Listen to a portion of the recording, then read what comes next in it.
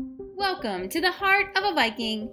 This channel offers elementary art lessons taught by Mrs. Minto from the Cape Henlopen School District in Delaware. I look forward to virtually creating with you. There are new lessons posted weekly. Subscribe to the channel to make sure you don't miss a single one. So go grab your art supplies and your thinking caps and let's begin.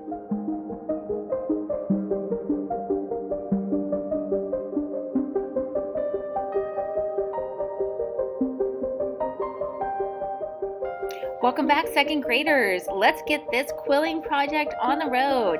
All right, so what you're gonna need for today are some paper strips. My paper strips are blue, but yours could be any color you want, like seriously any color, even white. Or they could be pages from a magazine that have text and photographs printed on them. Any strips of paper, and mine are about 1/2 inch wide.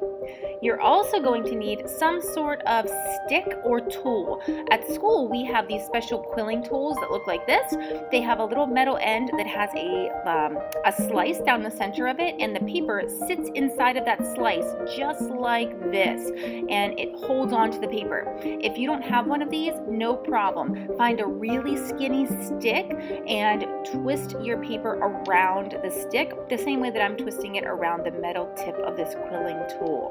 So either way, you're still going to be quilling, whether you're using the tool like I have or if you're using a stick from home. No big deal. You know what kind of sticks work really great are chopsticks. A chopstick would work great, or a skewer stick. Your mom or dad might know what that is. So if you find one of those work really well. Okay, once you have twisted up the entire strip of paper, you're going to put a little bit of glue on the end and close it up. The type of quill that I made right here is called a tight roll. That means that it's really tight. All the paper is really tightly wound together, and I put a little glue on the end to hold it still. Now, this is a different kind of glue. This is white glue, and my white glue, I'm going to use it to make a little puddle for the tight roll to sit in. Now, I'm going to be filling all of my cardboard tube snowflake pieces that I made last time with quills. Now I'm going to teach you lots of different kinds of techniques today. This first one is called a tight roll. Now, there's one other thing that I want you to be conscientious of. Did you notice that the second piece of paper I have here is the same color as my first one? That's because I need to be working symmetrically. That means that if I make a blue tight roll for the left side of my snowflake, I have to make a blue tight roll for the right side of my snowflake. So whatever I make for the left, I have to make matching for the right. So make sure that you're doing that today as well. Whenever you are making your quills, that you are making sure that there's a matching one on the other side.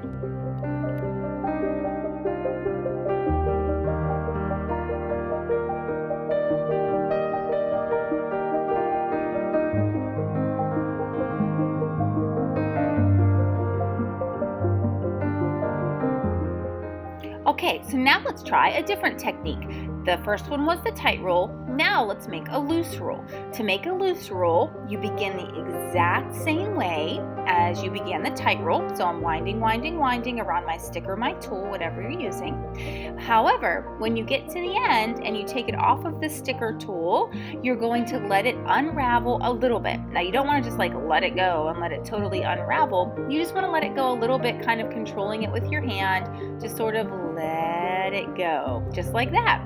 Then once it gets to be about the size that you want it to be, then, oops, I dropped mine. Mrs. Minto, where'd you go? There we are. Okay, once you get it to be the where you want it to be, go ahead and put a little bit of glue on that tail and stick it back down. Now the loose rolls are really nice for your snowflake because they fill up a lot more space. So wherever you put this, make sure you make a little bit of a wider glue puddle. It does not need to be deeper, so you don't need to squeeze your glue bottle really hard, just a little bit, but make sure it's a bigger space so that you have enough glue down to hold your quill into place. Okay, now did you notice I put glue at the top and at the bottom? Do you remember why I did that? That's because we're making and working symmetrically. So whatever I do at the top, I have to make a matching one for the bottom. So let me make my second loose roll.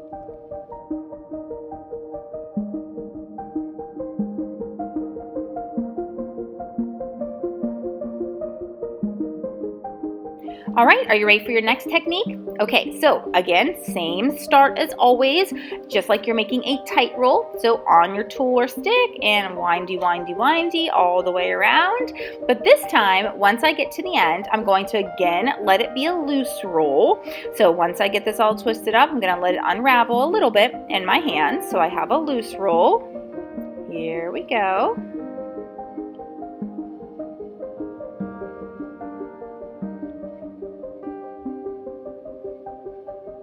Okay, and then I'll glue down the little tail.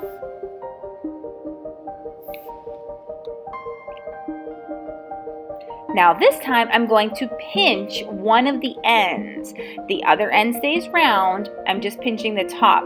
This is called a teardrop because it's pinched at the top and thin and smooth and round at the bottom. These work really well if you shove the pointy end into one of the corners of your cardboard tube.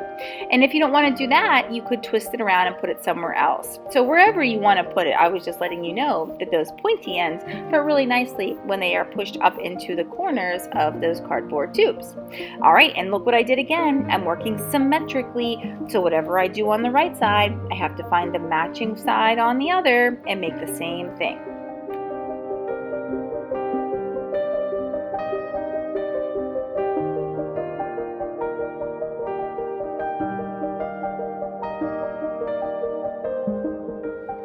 So I really enjoy making the teardrop shape, so I'm going to make a couple of more to put in some of the other parts of my snowflake.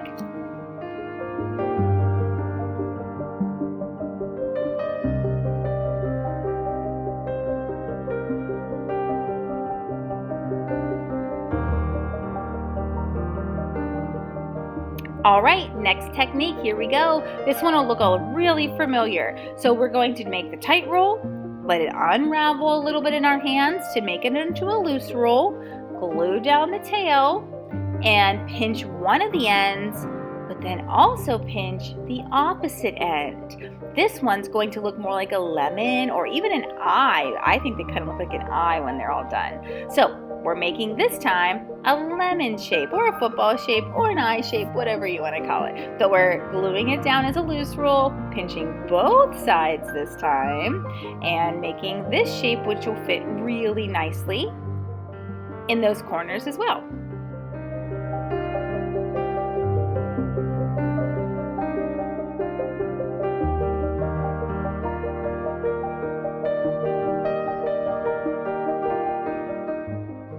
All right, so this is our first technique where we're altering how we start. So this one's going to be a heart shape.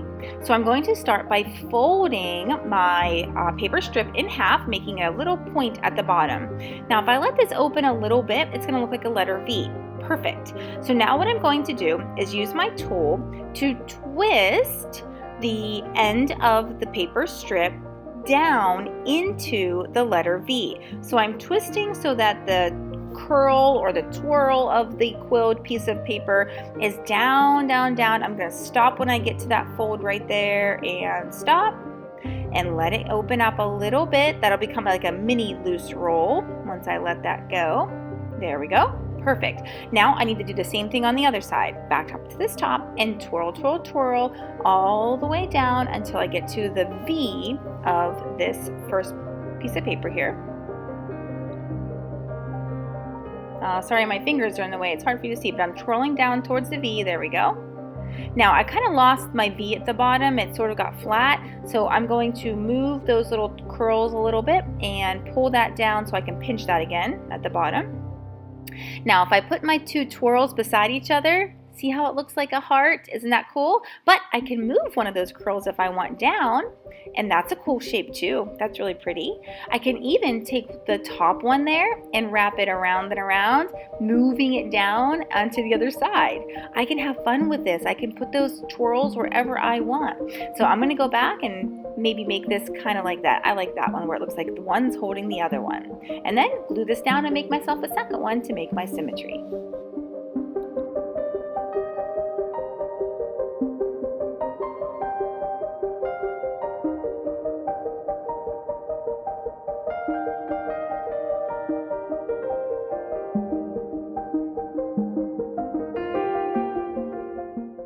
All right, second graders, so as I press this down one last time, I'm going to let this dry at this point. This quilling takes time and patience. Your fingers get sticky. So what I would advise for you is to go ahead and get as far as I did, put a couple of pieces in there with all the different techniques we learned, and then take a break. Put this aside, walk away, and then whenever we come back next week, we'll add some more quills to our snowflake quilling project. So I will see you back here next time at the Heart of the Viking to finish this up.